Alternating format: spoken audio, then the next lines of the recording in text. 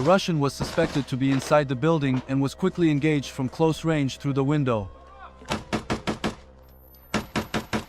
One of the number one hiding spots on the zero line are basements. Подвалів наших нема? От в нас підвал. Жастик. Шляпу кидай. Готов? While basements provide relatively good cover from drones and artillery, they can also turn into traps for those hiding inside. Ще одна є. Чув? Once the entrance and fatal funnel are secured, grenades can be used to make life very difficult for the men inside. Тікай! Давай, пробуємо заходити. And so the Ukrainians blast their way deeper into the basement as they increase the pressure on the Russians. Nevertheless, unforeseen complications can always arise. Перезарядка, проблема. Therefore, the Ukrainians would prefer if the Russians simply surrendered. Тримаємо ліво, дивіться, сектора розберіть. As they continue to advance, Russian artillery begins to zero in on them. Ідем!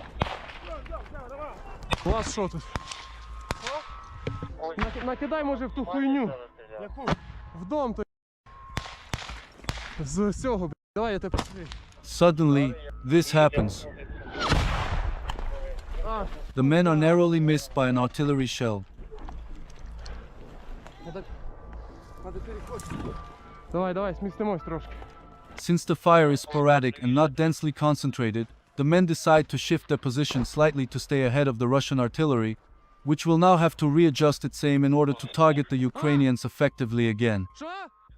While this close call definitely reminds us of the huge role that luck or chance can play on the battlefield, it also highlights once again the problems that occupied solid structures like houses can pose for infantry operating out in the open without tank or other heavy support.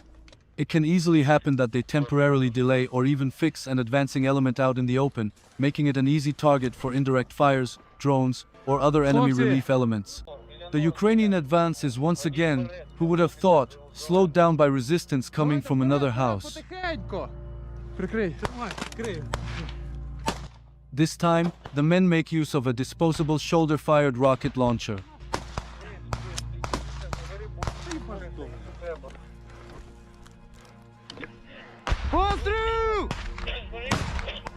The rocket, however, behaved more like a dart than a high-explosive or thermobaric warhead. This can be explained by two possibilities: either the rocket malfunctioned, or the launcher simply was equipped with an armor-piercing warhead. The Russian position, therefore, was still intact.